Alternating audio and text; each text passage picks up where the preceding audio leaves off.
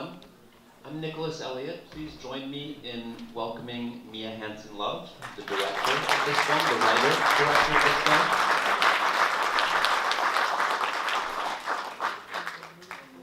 So it will be the usual routine. I'll ask a few questions and then we'll open it up to the audience. And since this is the opening night of our Isabelle Huppert series here at FIAF, I thought I would start with some questions about Isabelle Huppert. And to start with, Mia, I'm curious at what point in thinking about this film you started to think about Isabelle Huppert? I think from the very beginning. I think I had her in mind ever since I started thinking of the idea of making a film about a woman inspired by my mother, who also was a philosophy teacher. And I think only because I had her in mind and she was so obvious to me for the part, only because of thanks to that, I could write the script. Because in many ways, I was, as I said in the beginning, I was afraid of dealing with that story. Somehow, I guess because it was inspired by my mother, because I wasn't sure where I was going to when I started writing. I wasn't sure what was the how would you say, l'issue, mais au sens the outcome, the ending. I wasn't sure what was the right way out of this story, and somehow thinking of Isabelle helped me find the right mood, the right tone. I wasn't sure, not that I was sure that she would agree to play in the film, but just like it gave me the music, so to say. It was very interesting to hear your introduction, how you said, as you've just mentioned again, that you thought you were heading into a very dark film and that it turns out to be perhaps your lightest film in a very particular way. But it is interesting about Isabelle Huppert how in this film there's something about her that turns difficult situations into comedy, or something close to comedy.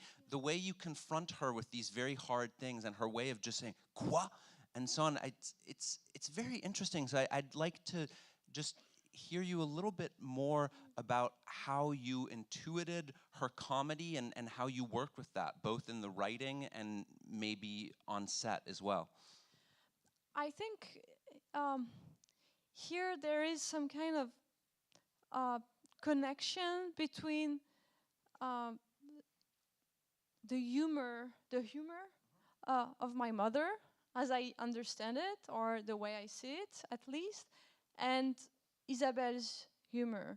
Not that they're the same, but because the film was inspired by my mother, in some ways, her way of being and her humor gave, the mood to the film. It's not that I decided I wanted this film to be more light than my previous films, or that I never really decided that I would write scenes that would possibly be in some ways funny, but it's just because I tried to capture the way of being of my mother that led me to these moments. And reason why it made me think of Isabelle is because I think Isabelle has that in herself in different ways.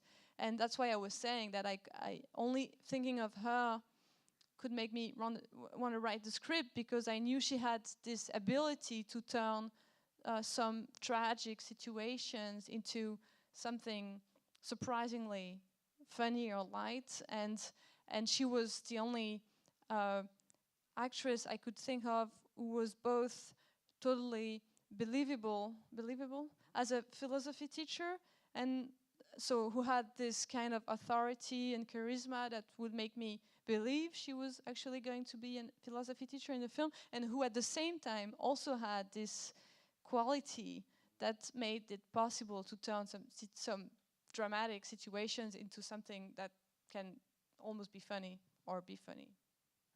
And it's interesting because her way of being, of turning serious things funny, to me turns all sorts of things within the film into funny things, like someone wanting a Schopenhauer book or seeing someone reading Jankiewicz's book on death. Like all these things become funny somehow and kind of go against the danger of a film about heavy things in the milieu of French intellectuals.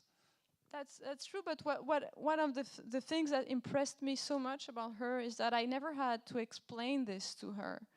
I mean, maybe I just mentioned when we met the first time for the film that I didn't want it to be a melodrama, but she perfectly got me from the start. Like she didn't try. She understood immediately that the point was not to make people complain. I mean, people feel compassion for her. You know, it wasn't the point of the film was not to make people cry over her fate. You know, well, hopefully it's moving, but I mean, it wasn't. You know, the goal was not to say, "Oh, this is such a tragic life," and so that's something the lightness that I wanted to find through all these problems that this woman is going through. It's something we mentioned before working together, but she understood it totally, and then she just did all these things instinctively, but I don't remember having ever explained to her about this. So that's part of the reason why I enjoyed so much working with her, is that she's so intuitive.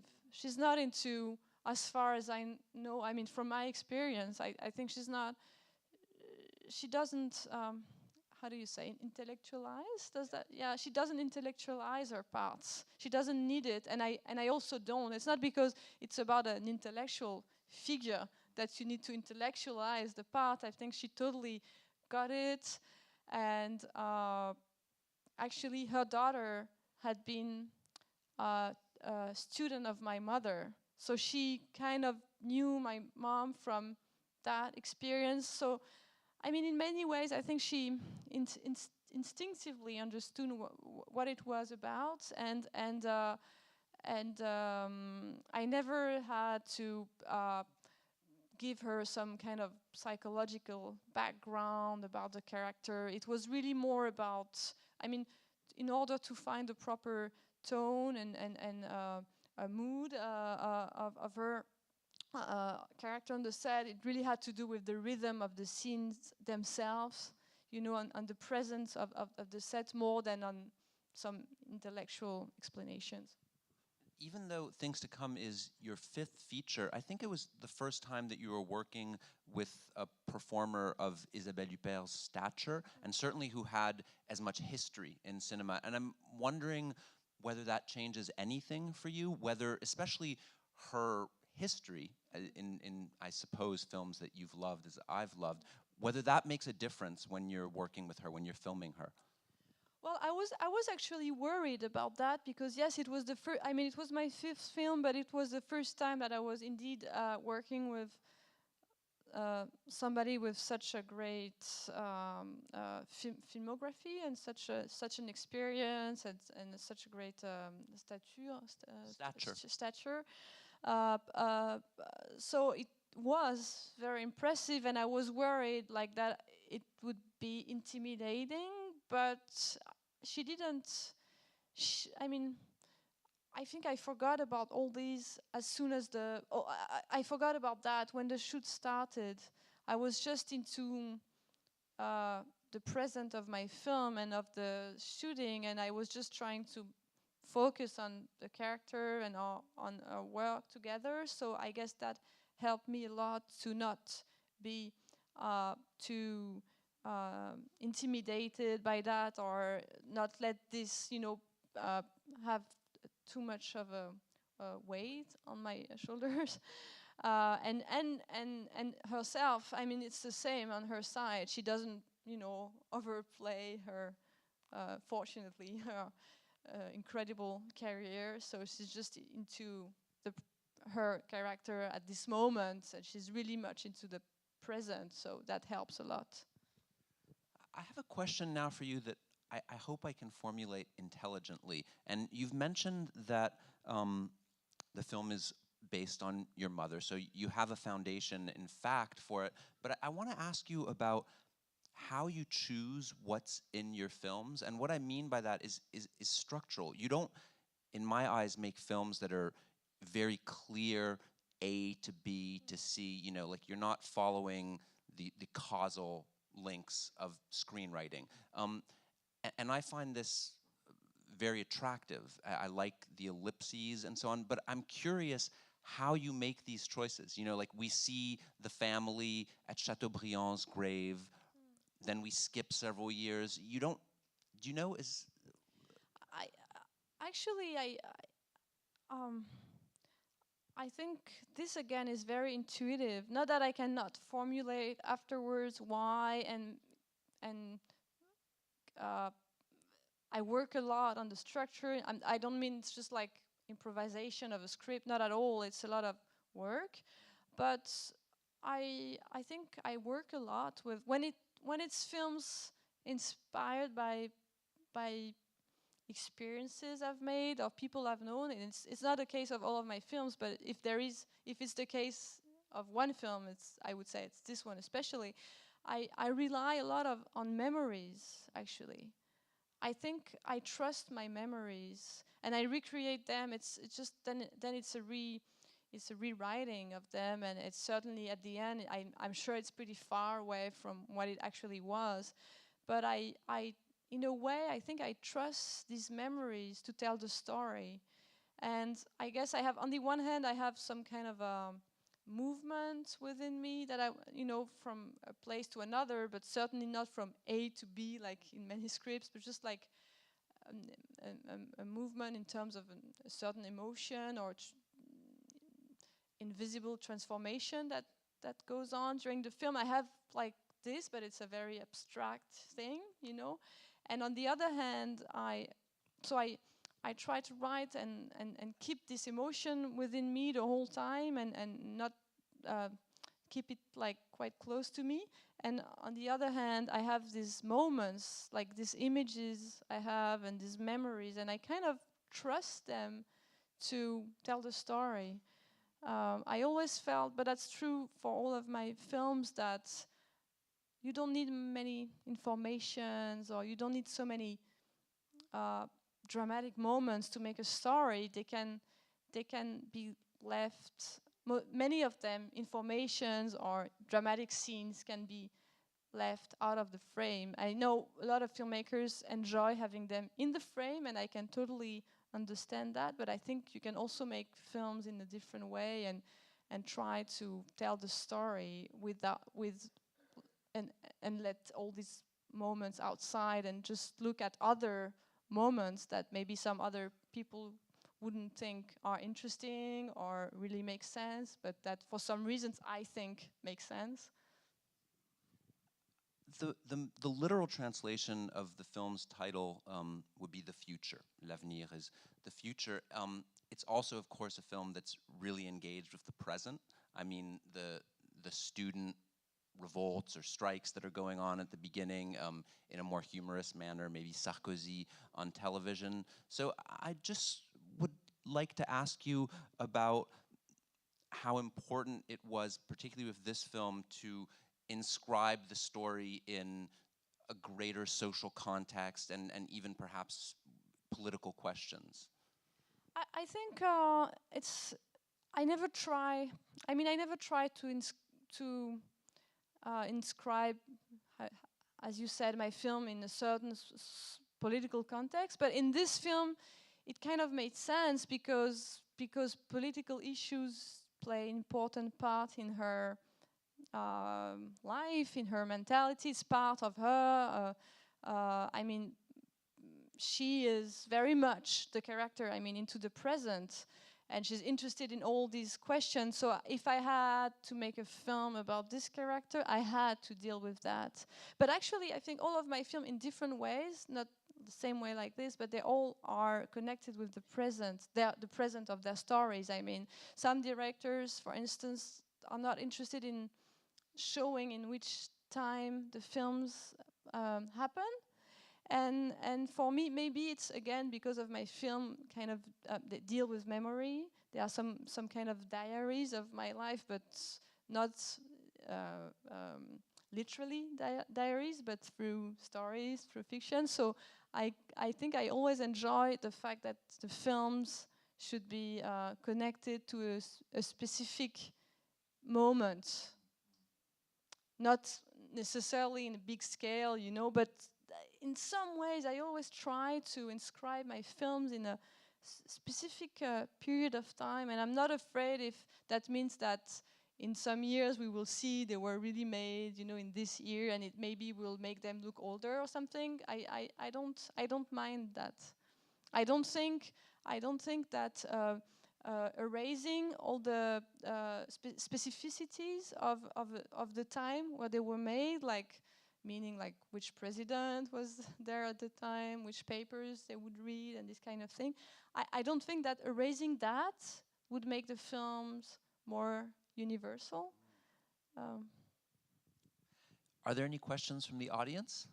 I see a gentleman in the front, well, not the front row, but in the front part of the audience.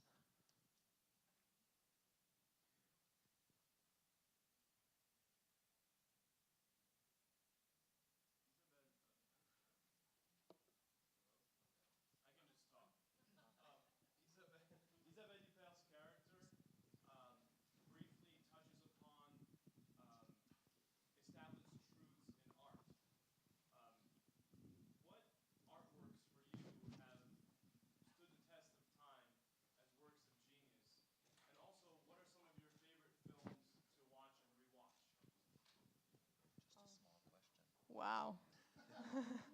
I mean, it's tough because, you know, I could answer that for hours, obviously, but I guess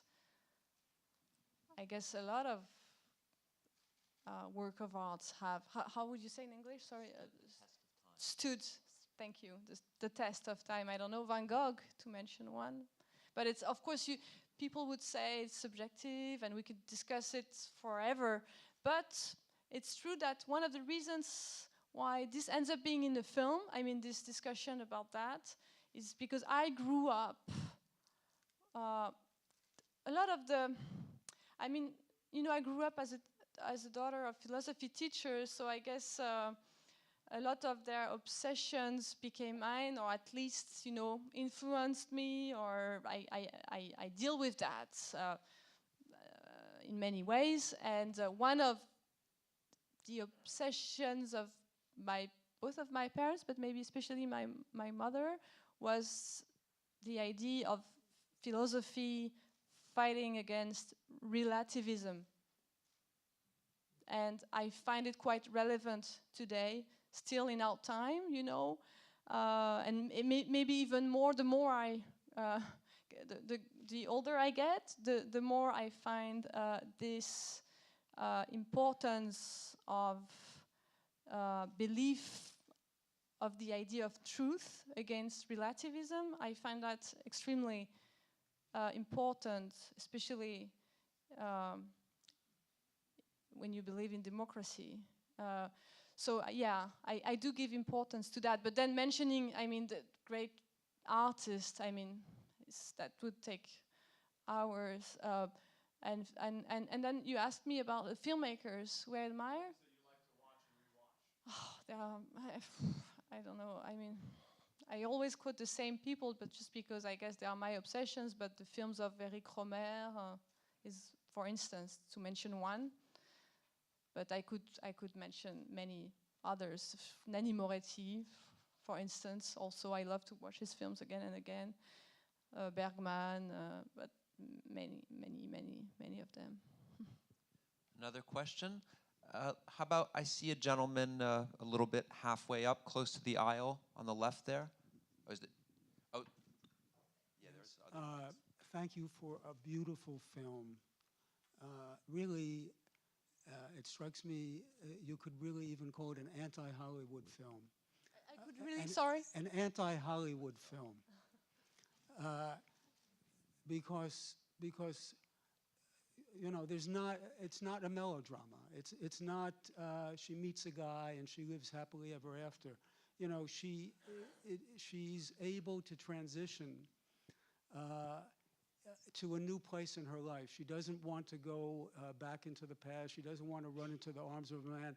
And you see her, the cat is a transition, it seemed to me, in the end, toward her being a grandmother, right? She gives up the ways of isolation and embraces that role. And, you know, it's just something you never see in Hollywood. It's such an innovative story that you told. So thank you very much. Well, thank you very much. And that was actually a very important aspect I forgot to mention, I think, in our discussion with Isabelle. The first time she was very much aware of that.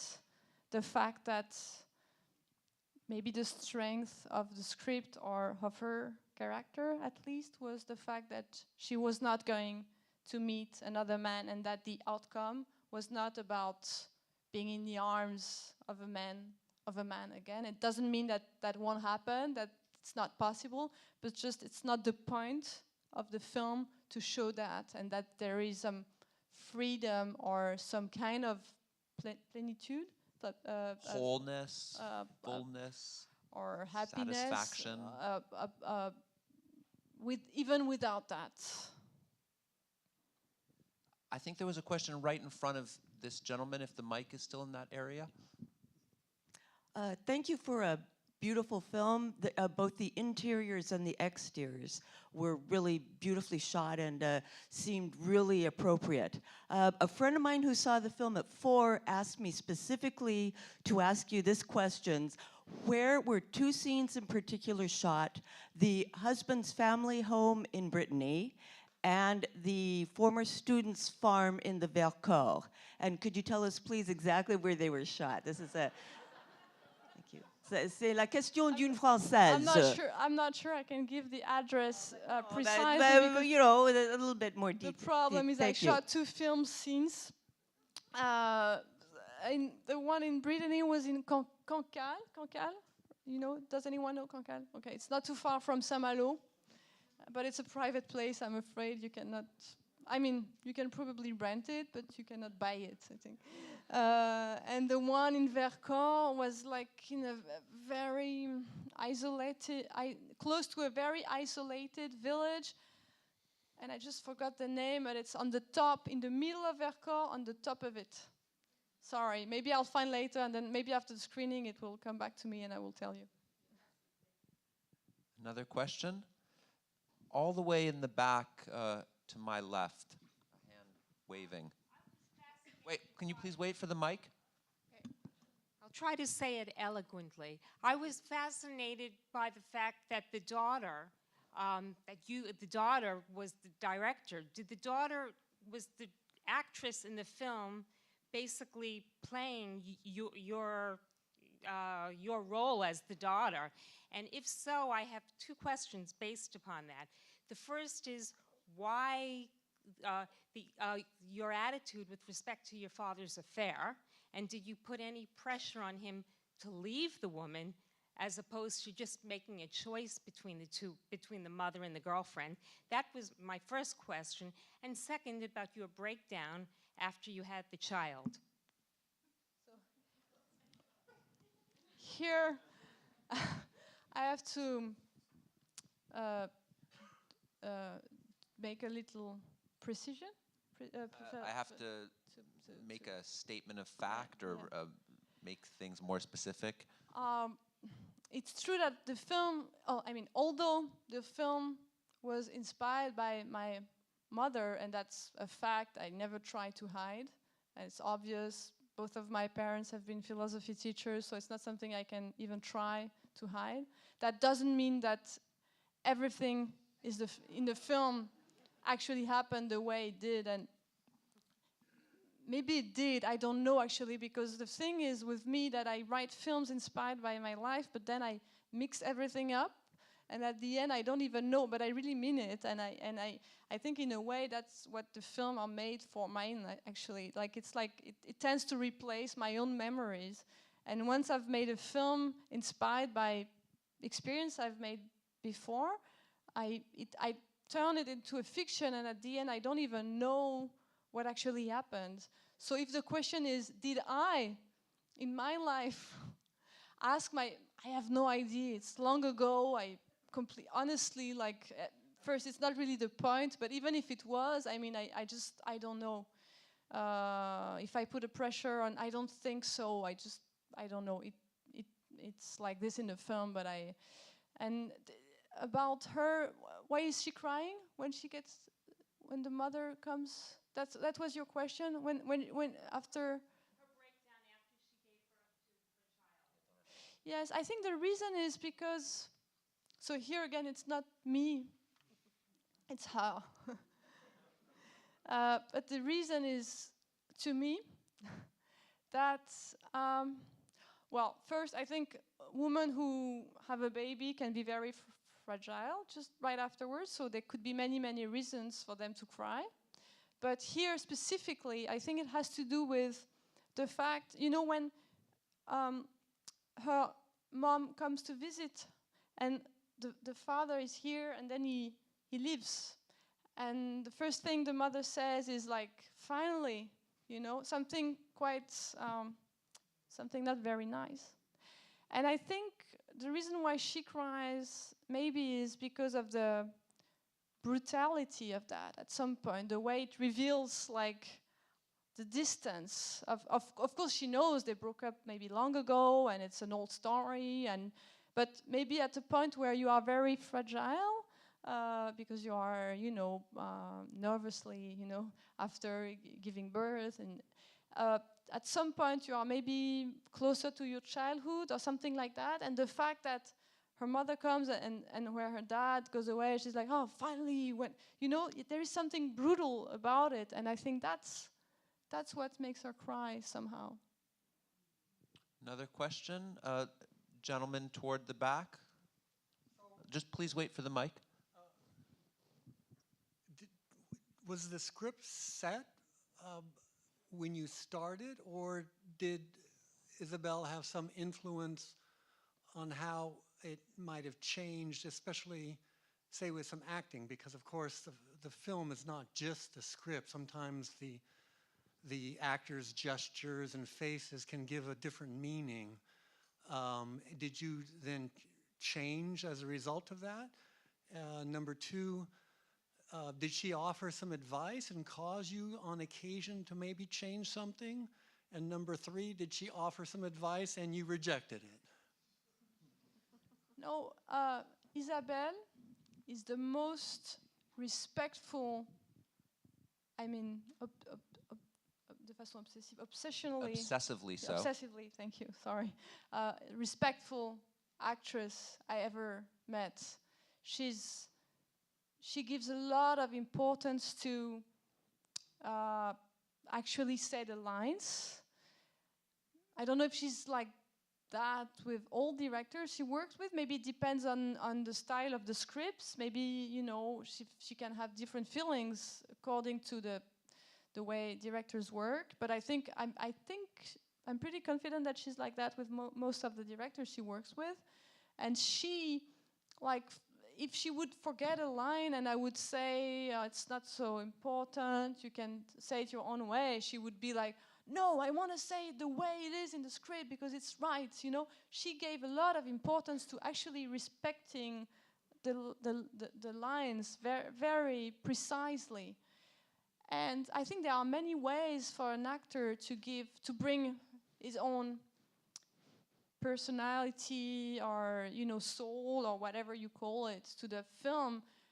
I think the line is just one thing, but there is a lot more to give for an actor. So what I mean is that it's not because she respected totally and precisely the lines, it doesn't mean that she didn't bring something to it. I think she totally did, but first thing for her is to actually say things and say them exactly. Or if she would have, maybe one time or two times she had a suggestion of something she wanted to change, but honestly I don't think it was more than that. There is one single scene that I had not written on purpose because I thought there was only it could only be done through improvisation somehow. It's the scene when she's in Vercors and she meets the donkey, you know, and I wanted her here to be very to improvise, because I thought she had to be very childish at this moment, and I thought the only way to get that really from her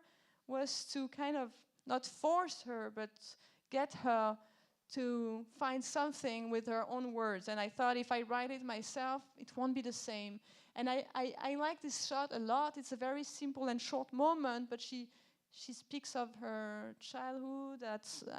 She says a few things, but it really has this innocence quality that I find very special, and that really comes from her improvisation. Another question? Over here, all the way on the side. Hello? Yeah. I have a simple question. I kind of like the fact that you brought the memories of 60s hippie generation. Is this film about, I'm trying to find out what the message is this film about the last generation of 60s, especially a woman? I don't worry about the Hollywood ending. I don't know what the French are thinking, but you are the French. So I'm trying to find the message. And is it about the last generation of 60s who were radicals, now compromised, and where you want the direction, which direction, what is the direction message you're trying to give through this film? I think I'm not sure I think of my films as giving messages, but if it was the case, I guess it would be more of an existential one. I think my films are not trying to teach anything to the people, or they don't pretend to, tell you what you should think of on this or that, but they're trying to reflect about life, and is there a meaning to our lives, basically? And how can I deal with my destiny? What is freedom? It's a very simple question, but I think it's universal, and I think everybody deals with that at some point in his life. And the special thing about that film, and in that perspective, is that it's about somebody who actually works on that as a job, because she's a philosophy teacher, so she has to teach, to speak with the students about all these issues, these existential questions. But she's at a point of her life when she's confronted to that in a cruel way herself. So there may be this irony or this contrast between the fact that she's supposed to be the one showing the way to the students, but herself, she's lost. And she has to find a way out somehow. And the way out is not necessarily meeting a man. So where is the way out? What's the future for this woman if it's not about reconstructing a new family with a new man? How can you look positively towards the future when you lose your job and you lose your friends, and if the man you've been living with since 25 years goes away with a younger woman, and so how can you look positive in a positive way towards the future? That I think the film is really about this question. But then, yes, it's true that it's in a specific social or political context, and yes, I feel I'm a daughter of this generation of the 60s who have been maybe disillusioned at some point, and in some ways the film reflects on that. A question right here in the middle, 5th row or so. Maybe you can just get the mic.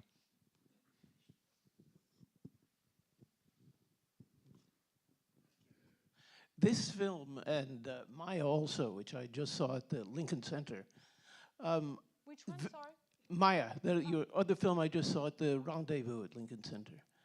These films are very sophisticated storytelling and lots of very lush images. And I'm curious about your training and what you learned, where you learned about, how you learned, what you learned about film, and how much of that you use and how much of that you depend on and how much of that you rejected and how much is independent in the way you tell stories now. So you're talking both about storytelling and image itself? Either or both, yes. I mean, I see myself as a, how do you say, a kind of a autodidact. Self-taught? Because I never went to any film school.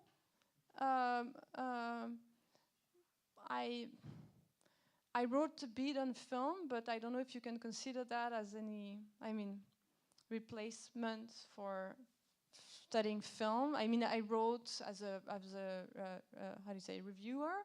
Critic.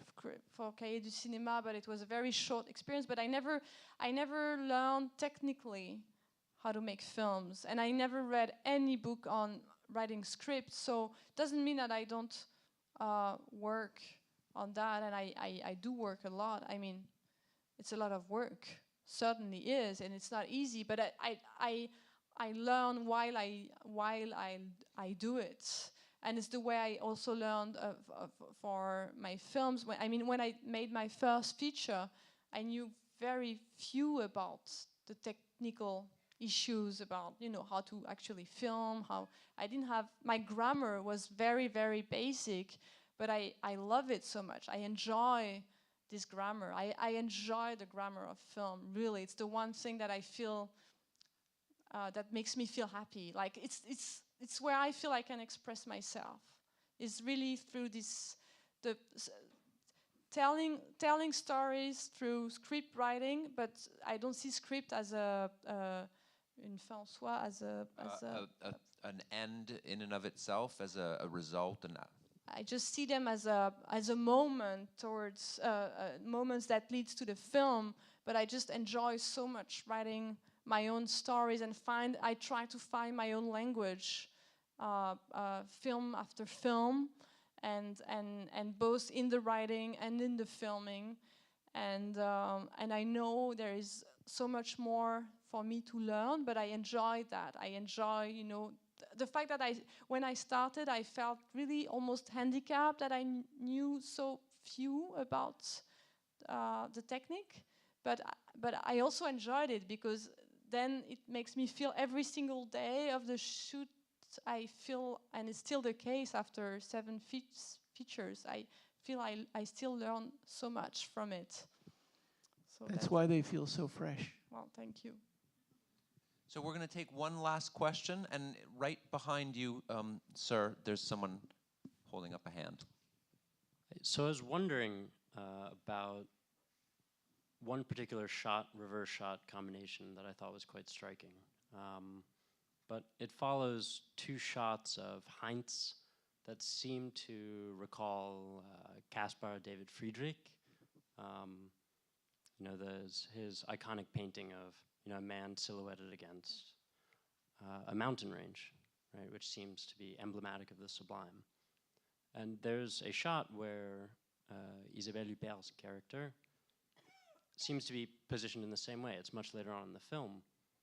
But then I'm very interested in this reverse shot where she's shown, silhouetted against all this lush greenery in the forest, which seems very different. And it ties into, it seems to me a little bit, the moment after she's, found out that her husband is leaving her, when she's lying on the grass and there's the shot of the sun through the leaves.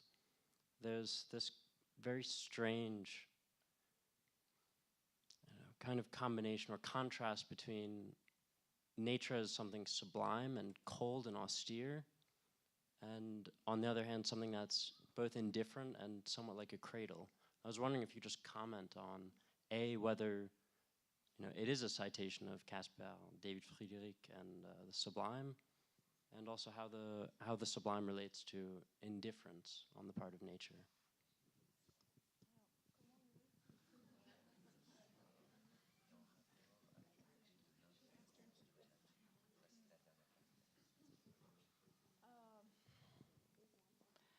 I don't put references. How would you say, willingly? Like intentionally in my films. I mean, I may be influenced by tons of things I've seen and that stick with me, and romanticism is certainly one of my influences. So I think I'm influenced by romanticism in many ways, including romantic painting, maybe even more impressionism actually. But it's not something I put intentionally in my film. Like, I would never do something in order to people think, oh, this is a reference to, but then it doesn't make, I mean, I'm happy if people could see connection between this or that, but it's not, you know, something I want to do. But then I think just nature is always very present or important in my film, and especially maybe in this film where you could say it's a very intellectual film, it's very cerebral. Cerebral. Thank you, cerebral. But at the same time, I think if there is one joy, there is an indifférence de la nature. The indifference of nature. Actually, there is that, but also at the same time, you could say the light in the film comes from that. It wouldn't have been the same film, obviously, if it would have been happening during the winter, or, you know, there is a summer light that the film tries to capture, and there is this idea that you can find joy or meaning to life in very simple things like the beauty of nature. And I actually believe in that a lot. And I think it's part of why I decided that the film was going to happen in the summer, and I would be able to try to film the beauty of nature in summer. Thank you. Please join me in thanking Mia Hansen Løve. Thank you.